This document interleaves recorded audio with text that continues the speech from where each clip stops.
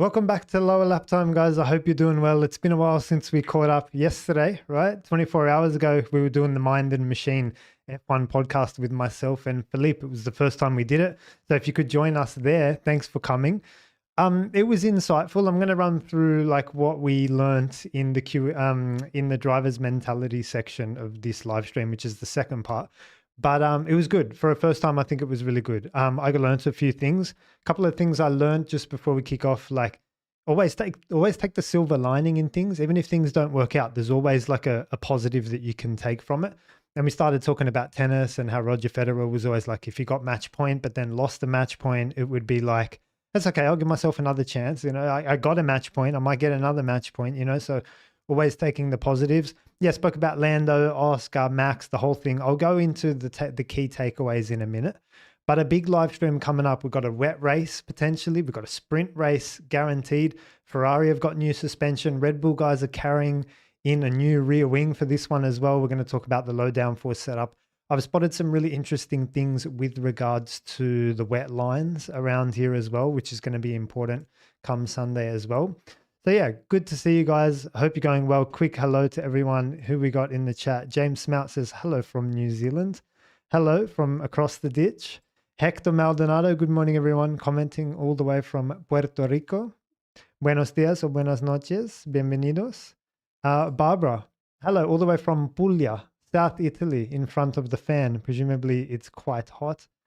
So hope you're keeping warm. Puglia is beautiful. Hey, you got the olive oils, the tomatoes, the focaccias. It's mad, eh? Louis Sequoia, hello from Quebec, Canada. So yeah, good to have everyone here. And Max Flashheart, hello from NZ. Very international audience that I've got. Good to know because I've always wondered where you guys are from all over the world. Kayla, of course, from South Africa, and Robbie in the UK as well. All right. Where was I? Okay, so let's talk about the weather just quickly before we get into the full agenda. Yes, rain is on the way. I'm going to share screen now and show you guys what's going on. Not necessarily throughout the weekend, but certainly on Sunday. Let's crack over and have a look. So I've taken a different weather channel for this one because the Google one, I didn't like it. So I'm particularly interested in this column on the right, the precipitation in millimeters. So Friday, 1.3 mil. That's not, even if it rains. Sorry. That's my phone. Even if it rains, 1.3 is nothing. Saturday just looks overcast and we're talking low 20s. Sunday is where the big story is. At 6.9 is a bit of rain. Like it's not, we're getting smashed here in Perth with rain. We got 42 mils on Friday and that's a proper like drenching. 6.9, it'll be raining. Yeah, just on and off or just generally light throughout the day. But that's a rainy day in Belgium. So looking forward to that, guys. And given that it's a sprint weekend, actually, I'll go back to the weather just for a second. I think it's important that you practice on the tire that you're going to qualify on the sprint. The teams always get in the habit of, oh, let's do our normal weekend. We'll do our normal long runs, get the data that we need for the race.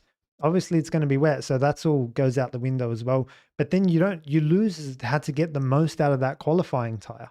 Like if we're qualifying on mediums, which you have to for the sprint, then you want to understand everything about that tire's preparation, how to warm it up, how to get the core temperature, how to get the surface temperature. What is that idle temperature? Do they go off at the end of the lap? Like all my focus in practice would be on qualifying for the sprint, obviously, and then the wet lines as well. So we've got a lot of wet line talk in this one.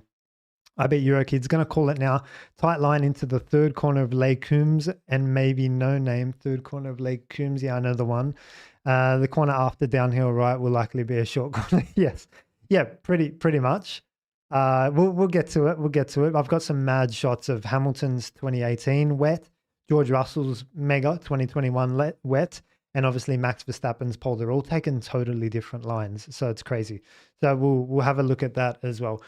All right, let's talk about driver's mentality. We'll move on to chapter 2 very quickly. I will take your questions at the end of the live stream, so you guys can chat amongst yourselves. If you pop in a question, a good one, I'll probably see it. Otherwise, at the end of the live stream, I'll take your questions proper.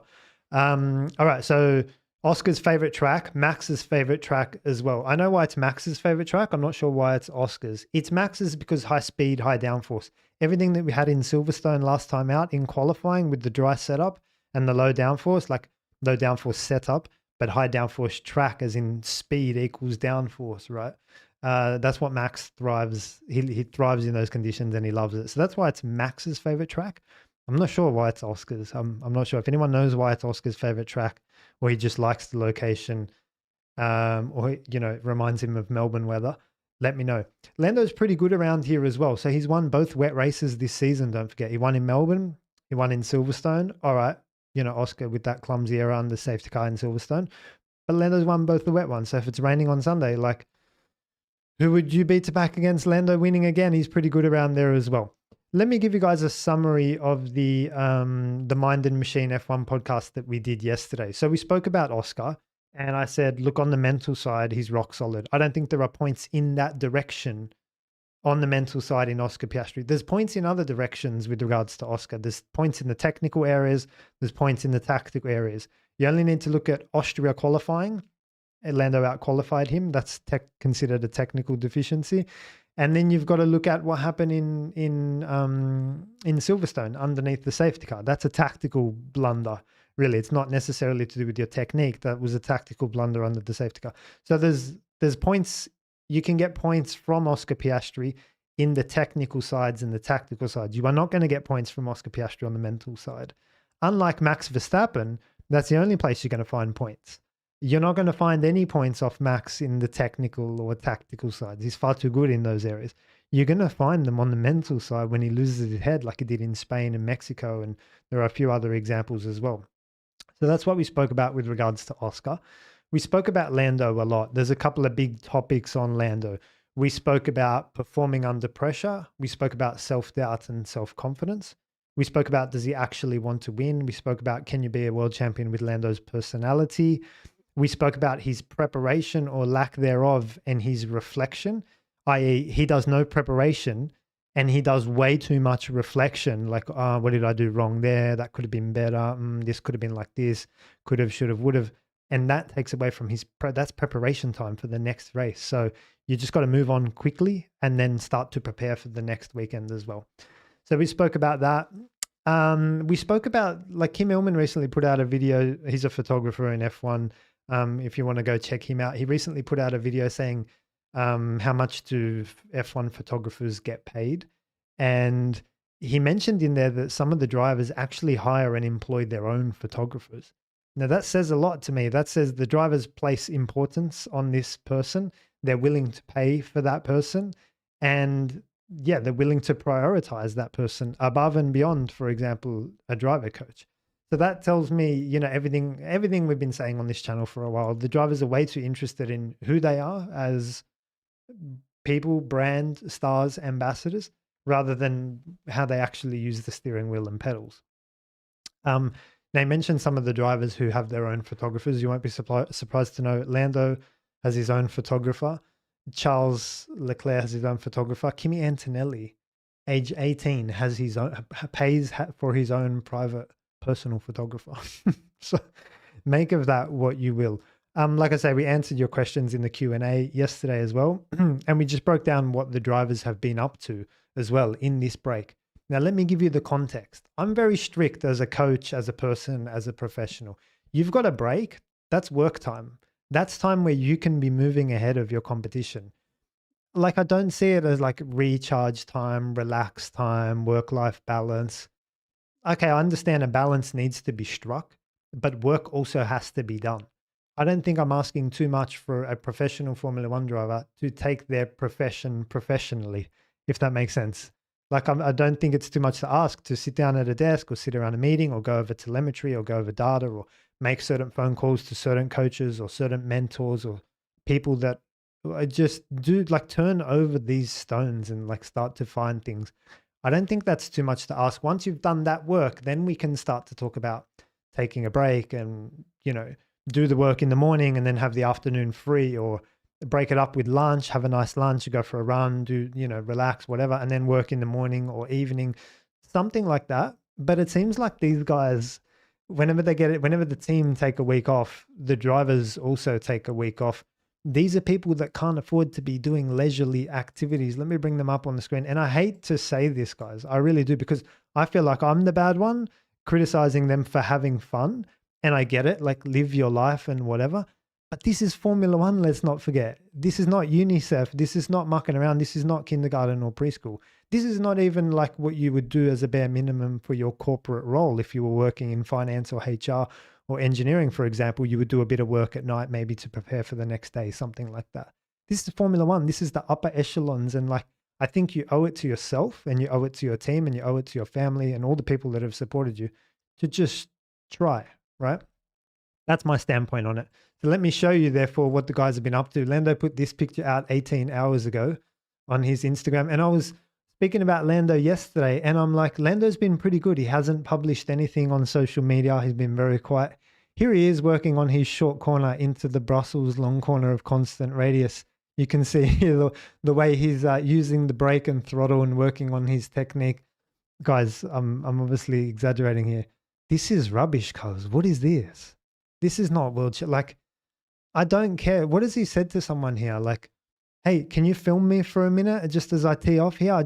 Can you take a quick photo of me or video of me? I want to post it to my story. Like, lame, not quality work ethic. Franco looked like he was on some sort of working holiday. He posted this. I don't know what he's doing here. This doesn't make sense to me. This is rubbish, cuz for a professional driver, Alpine driver, who is about to lose his seat potentially and has a lot of work to do behind the steering wheel, this is rubbish, cuz. I want to see the actual work. Do you know what I mean? And I think drivers should be proud to put in the work. I didn't see Max doing any of this. This would be very unprofessional. Liam also got out to the golf course. Again, I'm not anti fun or relax or whatever. Don't take me the wrong way. I'm not anti that. I'm very fair and very, there's time for work and time for rest as well. Liam Lawson, he was dropped from Red Bull earlier this year. Thought it would be time to take a little reset. Here he is having a good time on the golf course. Again, guys, don't take me the wrong way. Like I'm all for having fun and having a relaxed time, but the work has to be done.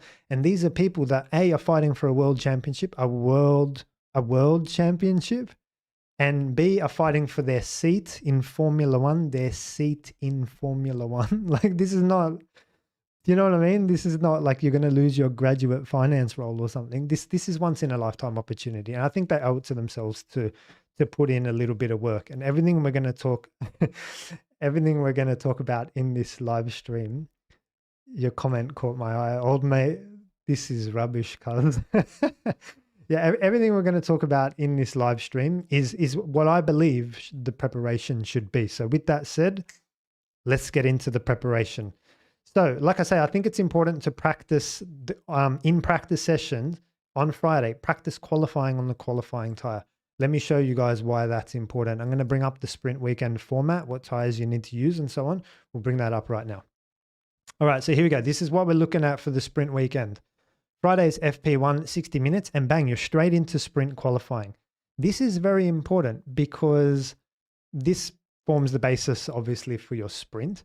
And this is, I feel like there's points on the table here for your sprint, and then you're straight into qualifying. You're not going to get a chance to test anymore the things that I said earlier on in this live stream about, bringing in the tires, the right window, the right preparation. Do they go off later in the lap? Do you need them earlier in the lap? How durable are they? Like, what temperature front left? How do you heat up the rears? Do they grain? There's so much work that needs to be done. There is no time for golf. there's absolutely no time for golf. FP1 over here, I've always said, and this is where the teams go wrong a little bit. They do their long runs here. And then it comes to qualifying, and you're going to hear all the drivers say, oh, yeah, we didn't quite understand the tires, didn't get them in the right window. Mate, you've got 60 minutes to do that. That's all you need to do. So it would be, if it were me, it would be light fuel running on the medium compound tire, which you're going to be qualifying for sprint qualifying. And I don't really care what happens in FP1 as long as I understand quali and I execute a clean quali, mate, that's Friday tick, happy, job done. I'll show you guys why that's important, because here we go. The mandated tire compounds in sprint qualifying, SQ1 medium tires are mandatory, SQ2 medium tires are mandatory, and if you get to SQ3, soft tires are mandatory. So this is where most of them will fall over because they don't quite understand the medium. So that's the context for everything that I've been saying about practice the medium qualifying in your practice session. Now, the sprint race, you've got the choice, obviously. That's fine. The sprint qualifying format, the shortened version, SQ1. You've got one run, by the way, guys. That's essentially what this is saying here. SQ1 is 12 minutes. SQ2 is 10 minutes. SQ3 is 8 minutes. There's 7 minutes interval between the session. And the objective, the aim is to ensure that each car only has one flying lap in each session, though 2 runs could be done in SQ1. That's for some shorter tracks. The shorter session times restrict cars to do 1 run in each session, with the potential for 2 runs in SQ1 and possibly SQ2, depending on the circuit. That's exactly what I say. So we've got a big circuit here. It's going to be hard to get back in and get back out. So keep an eye out for that. That's your first insight into this weekend. What are the guys doing in FP1? If they're running on any other tire other than a medium and heavy fuel, garbage, cuz that's garbage. So that's my first insight for you guys. Okay, let's talk about track, car, and regs update. Ferrari have been testing in Mugello during the break. They've been testing a new rear suspension. There's been a change to the rods. Look, I need to get my vehicle dynamics friend on the channel. I'm trying to get him on. He used to work for Mercedes. And I want to get him on the channel. He's probably listening right now, actually. But they've made a change to the arms, the upper wishbones. I don't know what they're called. Anyway, I think it's all really got to do with Lewis Hamilton complaining of rear instability and just the way he drives and the way he combining brake and steering on entry. He does ask a lot of the rear of the car on that entry phase, and he's normally quick up to that point. And he's got what we call the tight line or early turn-in technique. So I think the context for Ferrari's new suspension that they've been testing in Mugello, Robbie, you were out there, right? I think you sent me some pictures, so maybe you can tell me something I don't know about it. But let's have a look now. I'll bring it up on the screen in front of you. This is it here. So we got I'll go back to the old if I can. Give me a sec. Give me 1 sec.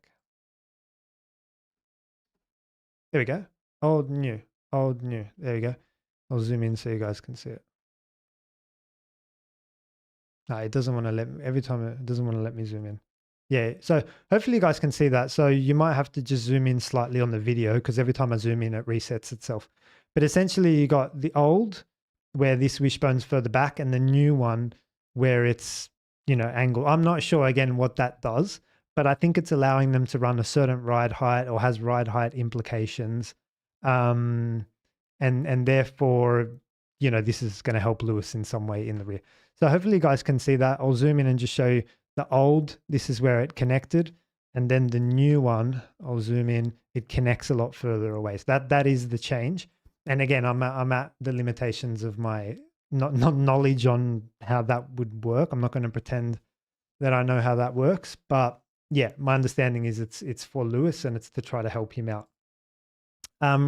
Like I say, Red Bull were carrying a new rear wing in as well. And it starts the whole conversation of, do you trim the downforce off and go for pole? And because there's a lot of full throttle time around this track as there is in Silverstone that we had. And I came out Silverstone after practice and said, geez, there's so much full throttle time around here. And the chance of rain on Sunday at that time was not looking super high. And I was like, well, there's a case for trimming the wing off. There's so much full throttle time. What are you going to do? It's just a downforce race. So Max trimmed the wing off and took pole, and then he got hammered, obviously, because it rained. But what else was he going to do in that Red Bull? That was his only play. So I think that, if you're Max and the Red Bull, 100%, bring this light rear wing. You just try. You've got nothing to lose. Like take pole and, again, try to see what happens. But if you're McLaren or fighting for the World Championship, you don't want to take that risk. The chances are that it will be raining on Sunday. So you just want to play it safe, right? Obviously going for a setup that allows you to have some grip in the race. We saw Max spin under the safety car, just as he went for throttle, no rear grip. So it's that sort of thing can happen, right? But like for Max and the rest of them, take some downforce off and see how you go. Like, why not? I mean, particularly if you're a Haas or a Stake, V-carb, you've got nothing to lose. Like, go for it. So that's the context for this weekend as well, and Red Bull bringing that new rear wing. Let's jump over to the track map now, and I'll walk you through the technical corners from a dry standpoint. But then I'm going to also show you what I think is going to be an interesting, cool piece of analysis on the wet lines. I'll show you that because I think that's going to determine who's got some lap time come Sunday. let's jump over to the whiteboard now. We'll have a look at a few technical corners. Alrighty, hopefully you can see that on the screen in front of you. Barbara, I'll just answer your question quickly. Is it push versus pull? No. So I do know what that is. In the front end, that's got to do with the front end. Basically, you've got the push rod will connect in here, and the tire is over here. This is your tire over here. And then when the tire goes over a bump, it pushes this way and then pushes the spring behind it. Whereas the other option, I'll draw it on the left-hand side, the pull rod would be connected here and have the tire here. So when it goes over a bump, it actually pulls the spring or whatever dampening is in that way. That's my understanding of the pull rod versus push rod.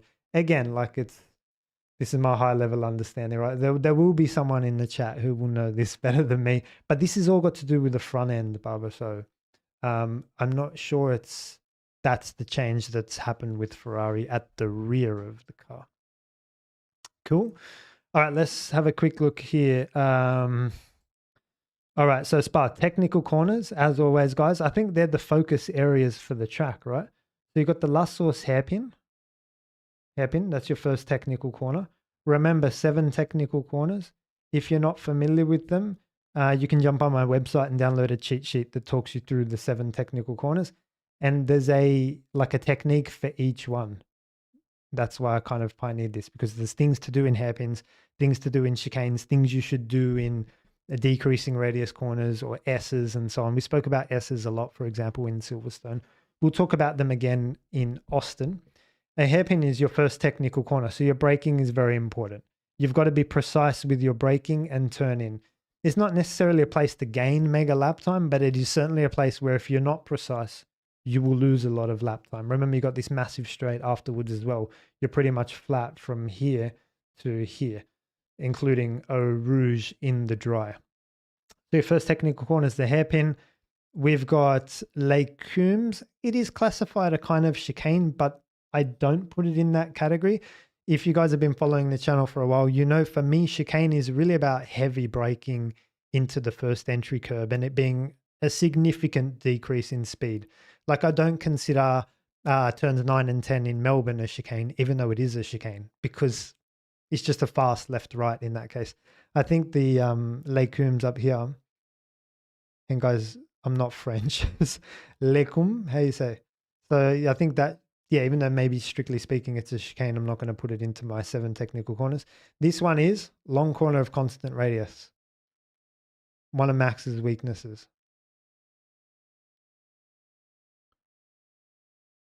Sorry for my handwriting. Long corner of constant radius. Yeah, someone in the chat said before that in the wet, the whole short corner thing is going to work. So you want to do something like that, what I've drawn in red there, that line. I'll draw it in blue.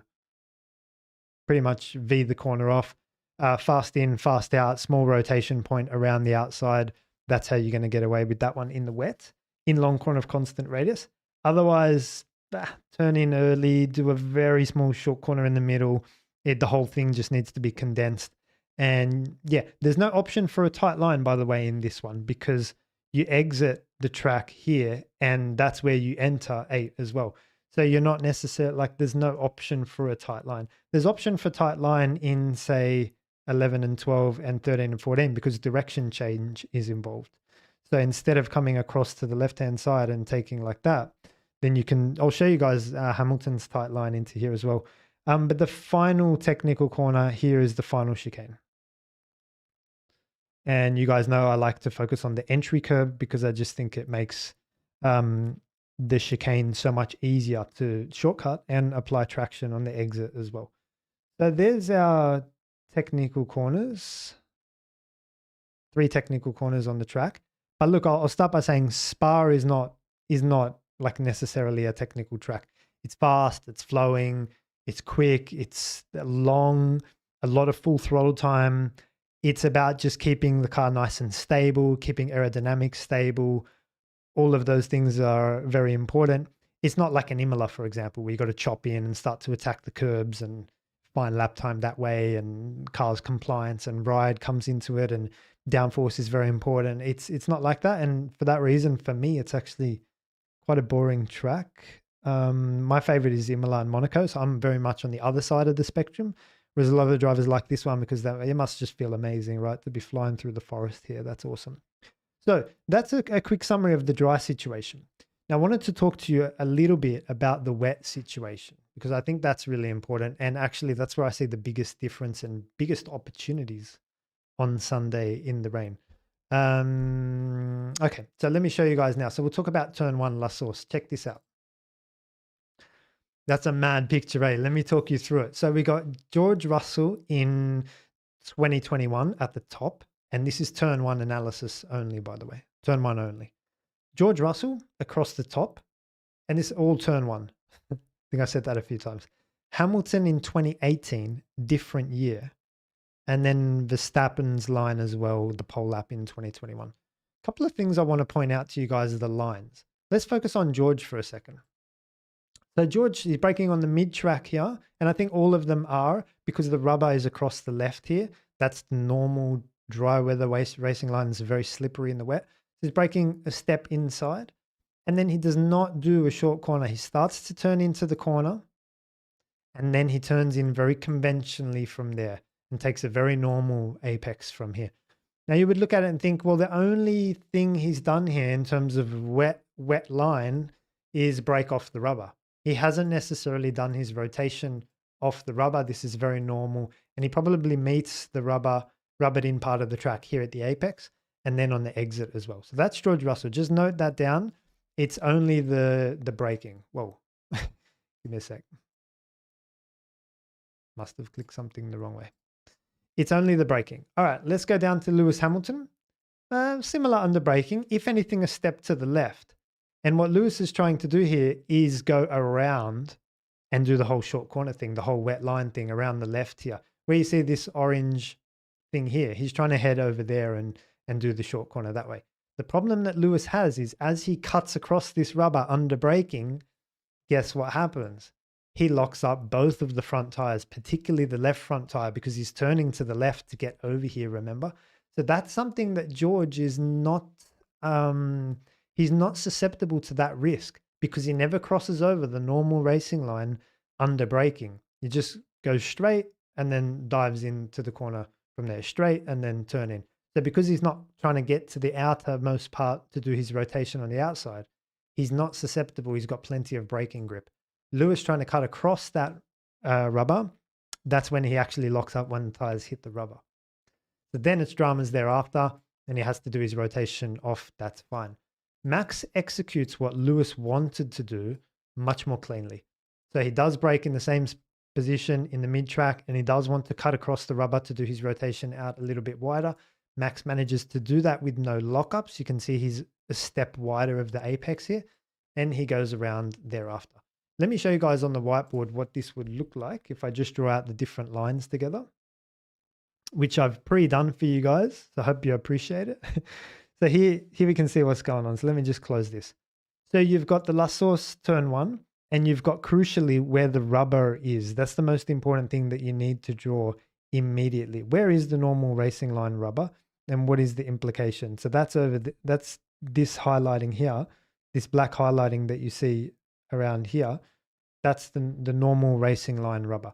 So you can see all three drivers breaking off the rubber. That's all this section here. So that's fine. Crucially, Russell in light blue, you'll see him dive into the corner earlier. And like I say, because he doesn't cross over the rubber, there's no chance for a lockup. So he does not shoot across for the rubber. That's where Hamilton locked up right here. So George just dives in pretty much. I'm just going to take that back. George in light blue dives in and, takes from there. Max and Lewis's is very theoretical. Like George is very unconventional. You wouldn't coach or teach something like that. But at this time, at this phase of the analysis or investigation, I'm not going to sit here and say one is better than the other. I'm just going to say these are different and you need to explore and do a few laps and see how it feels, see how it goes, because it just depends on too many things. You've got to execute these lines correctly in the first place for you to then be able to assess them. Lewis didn't execute his line correctly, as you can see in purple with the lockup over here. So you've got to actually, yeah, Lewis, when he crossed over, you've got to actually execute these lines cleanly before you can then pair them up and say, well, this one's better because of this reason, for example. So Hamilton locked up just as he crossed the rubber over there. That meant that he was wider. Again, this is his 2018 lap. And then you've got Russell Verstappen in 2021. And yeah, the crucial thing for Max as well is when he comes around here, he's really focused to cut across the rubber as well over here and then go straight as well. Whereas again, George is not so worried about that. George is also accelerating on the rubber here as well. Now, if I had to sit here and say which line do I prefer, I'm taking Max's every day of the week. It's just more conventional. It's the normal thing. You cross the rubber in two places. Potentially he went out a little bit too wide as I've drawn here, sorry. Like too wide out here. You don't need to be so far. You can be closer or closer. You know, there are options. You don't need to be like all the way out there. But like I'm taking Max's philosophy. But then what I did, you guys will be surprised to know, what I did then was have a look at the Delta and see, well, this was the same year. This was Russell and Verstappen, turn one. We should be able to look up exactly what happened. Let's do that together now and see what happened there at turn one with the Delta. So you've got Verstappen's, I'll just zoom in. There you go. Can you see that? You got Verstappen's 59.7, that was the pole lap, and Russell's 2 minutes dead. Now, turn one, the Delta goes down and then up. And then at the end of it all, it's in Russell's favor by 1.4 tenths. Can you believe it? That's so interesting. Like I wouldn't have expected that. So that's my first insight for you guys is like, remember the curiosity piece that I always talk about? Is it better? Is this better than this? Why should we try it? I don't know. Like you've got to also be like, you know, we're talking about something very, very challenging here. Like, last source hairpin in the wet, where is the rubber, what's the impact, what line do you take, and so on. Robbie says Verstappen faster in but Russell better out. Yes, exactly, but overall, yeah, Russell's 1.4 tenths to the good.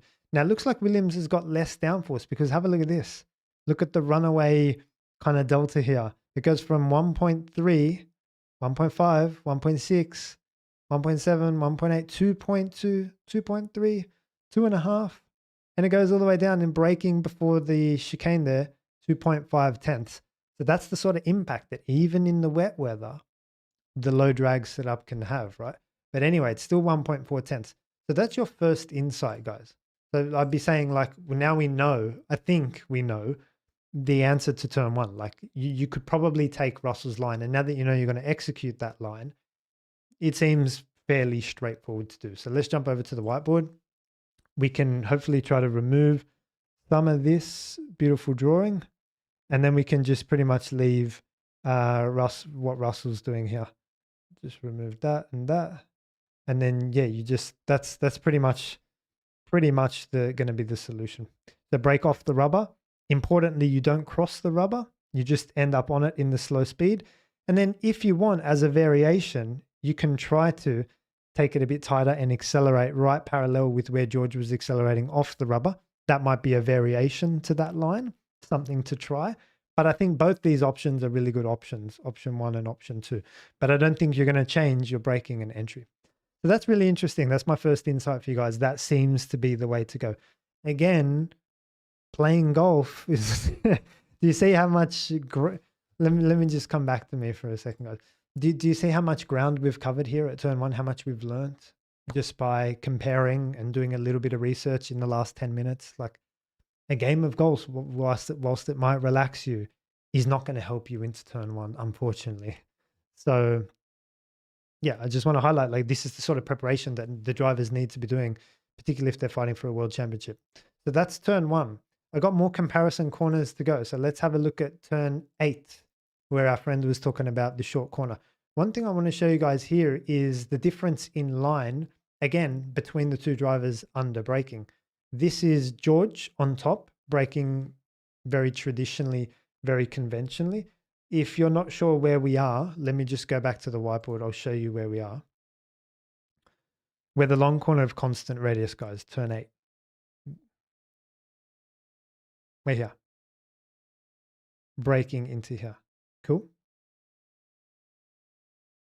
So we got George braking on the rubber here, on the normal sort of conventional racing line. And then we've got Hamilton. Check this out. Look where he's braking. It's beyond mid-track. It's more like a super tight line. Yeah, really interesting. Again, like I can't say like one is better than the other. Max was doing something more like George, but again, doing the whole short corner piece, going out wider, doing the rotation wider, faster in, faster out, condensing that rotation period down is very important in a long corner of constant radius. Let me draw out what that looks like for you guys. So you got the long corner of constant radius. It looks like the rainbow because it's very constant. And then the whole short corner thing says, go out wide like that, rotate the car very aggressively here, and then have a nice straight throttle. So a lot of your rotation is done here off the rubber.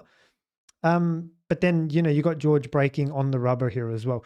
So again, I don't have like a definitive answer for you guys because Max and George were doing something very similar. Lewis, it's tricky to compare because conditions were very different and it was a different car as well. So like I can't say Lewis with the tight line early entry is better than Max doing what we just drew, the short corner. It's very hard to say. But you got to be explore. If I had to place my bets, I'd not be doing what Lewis is doing. This corner's too long for that. You could get away with it in La Source, like what George was doing in La Source turn 1. This corner's a long corner of constant radius. I think it's too long of a corner for you to not be able to do for not to go for a short corner. So I'd stay where George is and then do a short corner thereafter. Okay, check this out, guys. This is like Lewis Hamilton at his best here. So as I was watching this today and taking these screenshots, you guys want to know what I noticed? On the way down to Puon, diff entry change, diff entry 9, and then a few meters later, a high-speed differential change, diff high speed 11. And I was like, geez, man, Lewis, like I don't want to say did he used to be better, but this is what I've been like screaming for Lewis Hamilton, like to be playing with the tools, to be adapting, to be trying things, to be exploring with his driving and not necessarily, speaking about the car. And he recently was saying that he had to change engine braking. He's never had to change that before. And here I am seeing this and I'm like, this is it. This is what you need to be doing, Lewis. Optimize the car, Nico Rosberg style, corner by corner to address you to assist you in what needs addressing. Yeah, it's diff entry change and a high speed diff change. And this is on his pole lap. And I'm like, this is there. It's in there somewhere. And look, I don't follow Lewis around 24/7 during the weekend. I can't say categorically that he's not touching the steering wheel anymore. No, that would be a step too far. But I haven't seen him be able to problem solve like maybe he used to. I'm not sure. But anyway, I thought I'd call that out because that's a good piece of driving. Like that's, you need a good eye and you need to pay attention to that as well.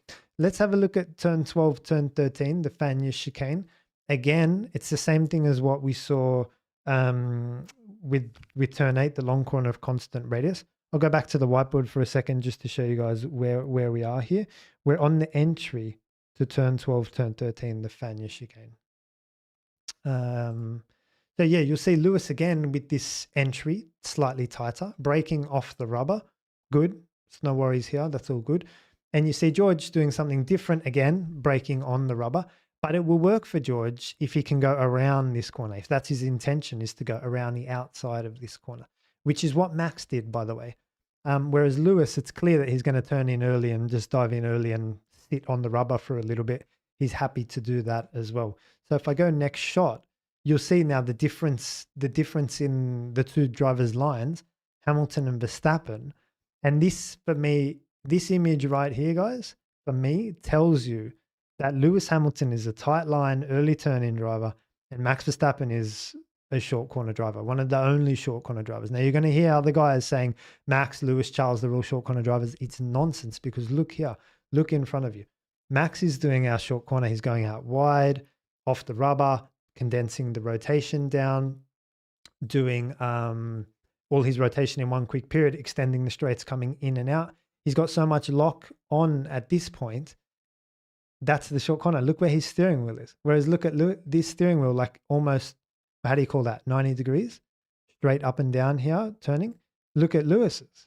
It's almost like half, like 45, 50 angle. There's your insight. So short corner, because the rotation has to be condensed. If you haven't seen my video on what is a short corner, definitely check it out. It's on my channel as soon as you go there. But this is pretty much it. The Max is aiming for to pass this blue sign almost, get the car straight and go from there. Whereas Lewis is trying to keep minimum speed downforce active in the middle of this corner, keep the car alive in the middle, even though he's on the rubber. This is a very insightful picture, guys. We've been live for 40 minutes now. I could spend another few hours on this picture, like talking to you guys. I won't, but I recommend that you come back and try to understand this and watch the short corner video and make sense of this, because in the wet, 100%, this is what you want. Short corners each and every single time. This is braking into the final chicane, the bus stop chicane. George braking off the rubber. But crucially, check this out. Where they accelerate out of the final chicane is very important. You got Max and George down the bottom accelerating on the rubber. And then you got Lewis saying, no, I'm not accelerating out there. I want to do my acceleration a step across the usual racing line, a step across the rubber, and try to find some traction. So he's put in an additional armful of lock through the left-hander to get through, make sure the car's nice and straight as he just comes down this side. So that's a little golden nugget that you'll find as well. Again, it's something that the guys need to test and try. I can't tell you which one's better or not. The advantage with these guys is they can open the steering a little bit earlier and then go for the throttle. That's helpful. Lewis has to carry that steering lock for a little bit longer to cut him around to find this piece of track. But now he's got the rewards for it. He's got the benefit of it. He's got the nice straight line traction as well. So there you go, guys. Like, I hope you enjoyed that analysis or learned something from it. Scientist editor, come on, Charles has a unique driving style. I want to know. Charles is tight line, early turn in. Definitely not short corner. Why don't you check out the Spanish Grand Prix, my videos from the Spanish Grand Prix. There was some videos, or maybe I can show it to you right now if you give me 2 seconds.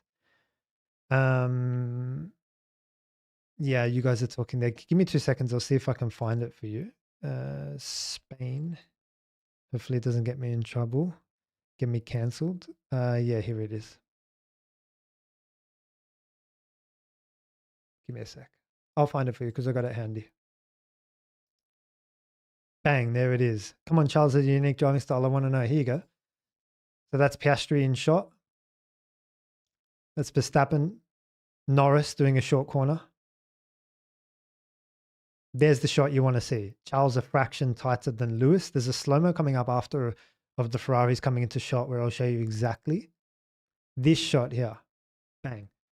So this is Lewis executing a short corner, going out wider, deeper, condensed rotation, faster in, faster out, slightly wider. Again, in the wet, like you want this, right? You want to be away from the rubber. And most drivers you can see doing a short corner. The traditional line, there's some rubber here on the inside. And then there's some rubber here because most of these guys are doing short corners when they shouldn't be, because I definitely prefer Charles's line into here. It's an early turn in, hug the corner all the way around. Look at that, man. That's class. Who asked about Charles's driving there? What's your name? Scientist editor. There you go. So hopefully there's an insight for you. Yeah, Charles is a early turn in driver.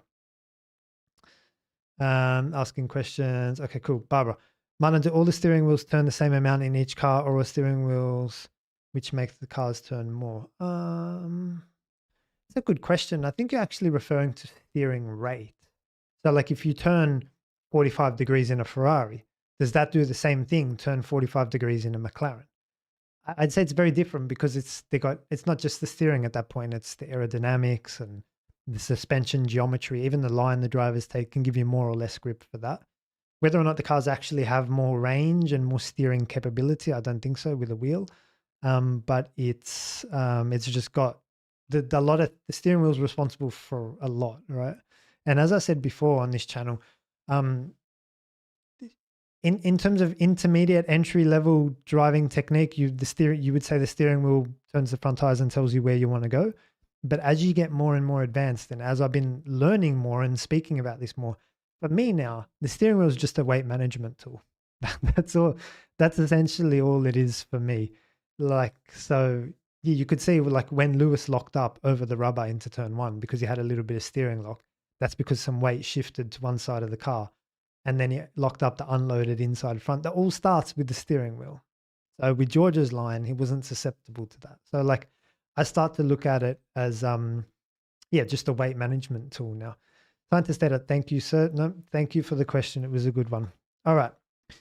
Where are we? Compounds and strategy. Barbara, you pointed this out in our Discord server, didn't you? You said that there was C1 and then a jump to the C3, C4. Let's bring up the compounds and strategy and see what we've got going on this weekend.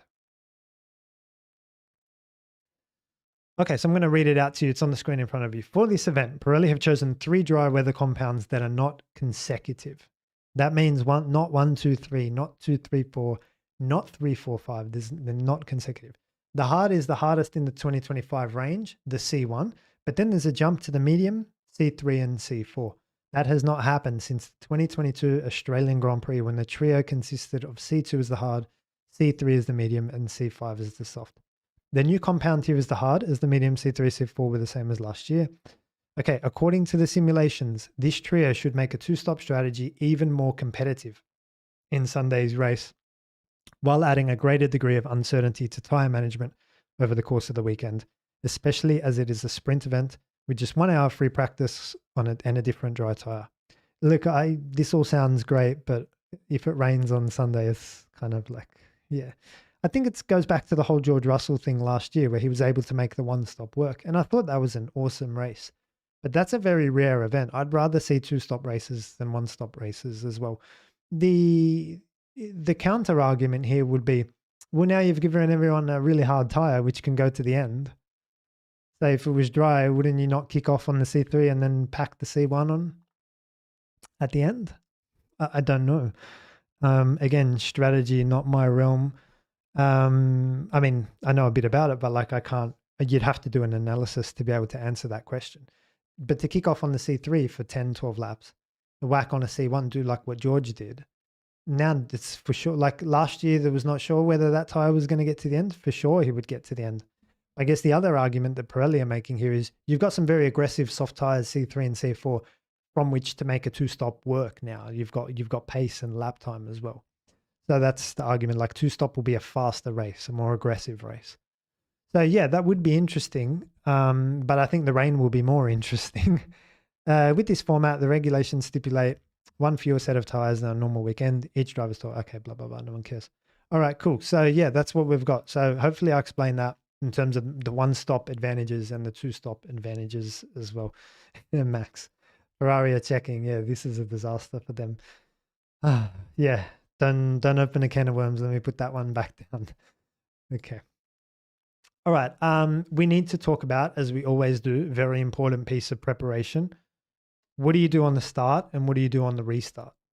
So let's jump over to the whiteboard and have a look now. So turn 1, look, what you should be doing if you are a professional, fully paid Formula 1 driver fighting for a world championship, what you should be doing is going back through all the historic races, all the turn 1s, and seeing which way around is more likely to be in an accident or more likely to get favorable outcomes or less likely. What are, in the last 20 years, what has turn 1, like, look, that's what you want to be doing. I'm not going to do that because I'm not getting paid to do that. What I am going to tell you is there's a long straight here. So your exit is very important, but I'd still rather be in front, and there's no DRS on the first lap, remember, down here. So if I had to dive someone into turn 1, I probably would. But the likely outcome is that there's going to be space out here on the outside where I'm drawing in purple as well, because everyone will be like concertina, like into here, right? There'll be like traffic jam up the inside. So there may be opportunity and space around the outside. That's just something you need to keep an eye out for. If you find yourself starting on this side of the grid, that is the left-hand side. So that's what you need to be looking out for. Like I say, if you can get ahead, definitely get ahead. No DRS, you should be fine. Like I don't, yeah, hopefully you won't be under attack down the, down this straight. But yeah, that's my insight for you guys there, is if you can get ahead, take it. Like don't be scared of this straight. There's no DRS, you should be fine. And there'll be space on the outside over here as well. Now, in terms of restarts, I was thinking about this today as well. And I thought, it's interesting because you've got this massive straight from which to control the restart. Like, let's say, for example, you're over here and our safety car in orange, for example, is, cruising along and starting to come into the pit lane. You're over in the purple dot over here. You've got plenty of time from which to control a restart. You could zigzag potentially and then, drive and accelerate into the final chicane. Personally, I wouldn't do that. What I would do is I would be the first driver to get the steering wheel straight and accelerate onto the pit straight. That's the one I would take. So yeah, I would just warm everything here. You can even hold on to the brake in this area, which I would definitely recommend. So what's that called when you hold on to the brake? You're riding the brakes. I would ride the brake a little bit here, just very gently to build brake temperature. Because if you go and brake into the final chicane, that counts as you having gone at that point. And so the other driver can follow you closely through the final chicane and you may be under attack down the pit straight with that sort of thing. But I think, remember, you're the first driver to see the pit straight. If you're leading, you come through here, you're the first driver to open the steering wheel and accelerate out of there. So there's nothing the other driver can do, because if I zoom in, if you're the first driver to see the pit straight and accelerate, your P2 driver is still here. They can't go until they actually turn and then they go. So you're always going to pull a few car lengths down the pit straight. So that would be my recommendation to kick off the race on the start finish straight if you are the lead car under a safety car situation. Does that make sense? I hope it makes sense. Predictions for this weekend. Yeah, look, if the Red Bull have got top speed, even in the wet, of course, they can compete for pole. You saw how good Max was driving with some of the screenshots. Obviously, McLaren, I hate to say it, are going to be strong as well. And then you've got Ferrari with their new suspension. Let's see. Let's keep an eye out for that. But I think I just don't think it'll do much. It's just going to be a weekend. Here we go. Exactly what I'm talking about.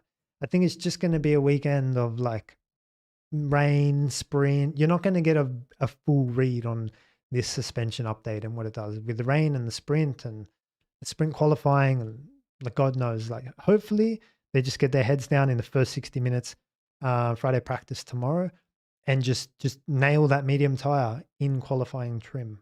That's all you can do. Doesn't matter what suspension you have. That's the play.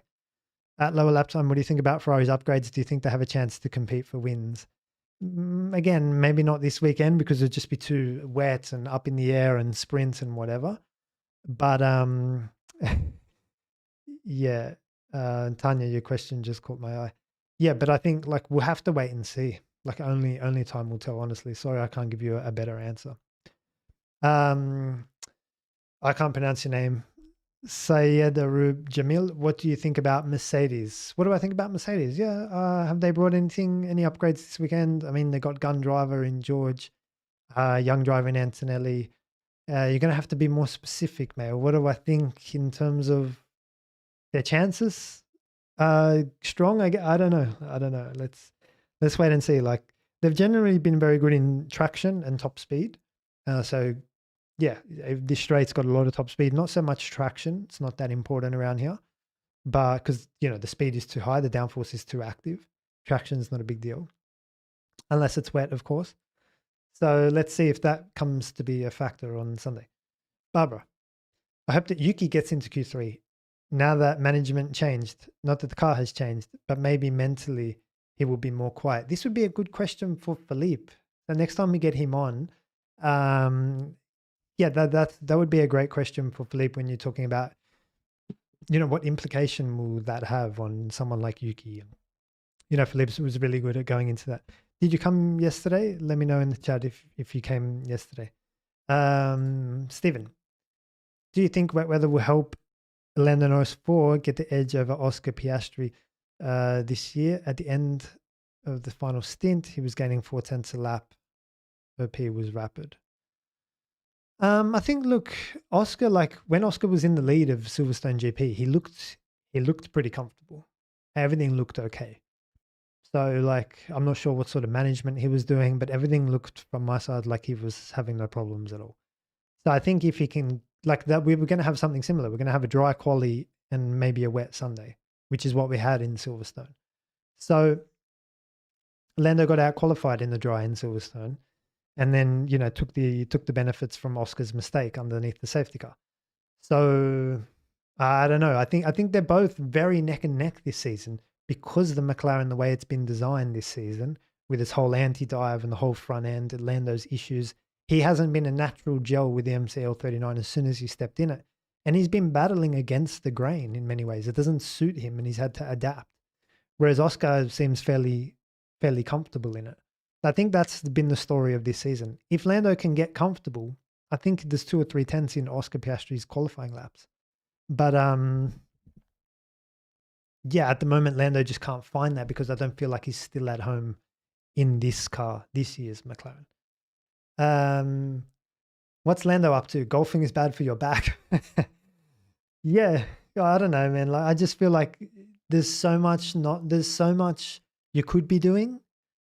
Again, I'm not saying don't play, but come back and do work as well. That's all. Don't complain when you can't switch on the tires in Q3 because you didn't understand, like that sort of thing. That's all. Yeah, working on his mental, I imagine. Driving range is nice for that. Yeah, I don't mind a slap at the driving range every now and then. I'm left-handed, so I've always got to find clubs that suit me. Scott Brown, Martin, the sound seems to drop out every now and then. Maybe something to do to check after the stream. Okay, thank you for letting me know. I will check after the stream. Barbara says, Scott, I'm listening well all the time. Okay, no problems for Barbara. Russ, cautiously optimistic about Mercedes this weekend, but lately they've been iffy on spring weekends needing multiple practices to get the car in the window. Yeah, they've had that issue with temperature and they've generally been good in the cold, I hope, and I think that's what you're saying, which means they'll go well potentially if it's cold. So that's a good shout out and a good point. We brought the weather up before and we were looking at the precipitation, but we were not looking at the temperature. Thank you for that. Let's have a look at that. So we got practice 11 and 22. And that's the sprint quali as well, by the way. Saturday, your sprint race, 13 and 20. And then Sunday, obviously with the rain, 12 and 16. So I guess that's cool-ish. So yeah, potentially. It's definitely not hot. So hopefully it suits them as well. Chatty Hattie, a few more questions. We've got 2 minutes left. Would you say Oscar will have the edge compared to Lando since Oscar has always been better on this track? I don't think it's got to do with that. We're talking in details now. We're talking fighting for a championship. We're talking under pressure. We're talking sprint weekend. We're talking one lap in qualifying. We're talking rain on Sunday. All of that has to go out the window and you've just got to perform. I have a section that I coach and teach is about performing under pressure. And I say, when the stakes are so high and the pressure is so high, just bring things back to basics. Just complete your Q3 lap. That's a start. And that'll put you in the chance to fight for a win or get a good start, or when it rains on Sunday, you need to be there as well. So that would be my advice is like, don't try to do the best Q3 lap of your life. Just bring it back to basics and just do a nice steady, put one on the board. Do you know what I mean? So it's hard to say who's going to have the edge in that situation when the pressure is on. We spoke about Lando's performance under pressure yesterday in the Mind and Machine podcast. I recommend you cruise over there and check it out. Last question from Stephen. Do you think Red Bull, specifically Max, will go for the Monza rear wing despite the wet conditions like in Silverstone? Yeah, I do. I really do. I think why not? Like, what have you got to lose? Like, put it on pole, see how you go. Did you see the Delta when I showed you George versus what's his name? Give me a sec. I'll see if I still have it up. I do still have it up. Lucky I didn't close it. There we go. All right, have a look at this. So you see this Delta running away, running. That's all in the wet, top speed advantage. So that's where I would say like it can still help even in the wet because it's still full throttle time. So why not? Go for it. What have you got to lose at this point in the championship? All right, guys, can you do me a favor? On your way out, leave a comment on the stream. It definitely helps the live stream, like promotes the video. So that's all I ask. If you had a thought, if you had a question, if you learned something, if you like something, on your way out, once I close the stream, please leave me a comment. That would be great. Otherwise, I'll see you later this weekend. We've got the insights post sprint, post quali, and post race as well. I'll be giving you all of my thoughts. In summary on this live stream, keep an eye out for the wet lines. And keep an eye out for the Friday practice session. Who is practicing on that medium compound tire on light fuel, crucially as well. Thanks for watching, guys. We'll see you in the next one.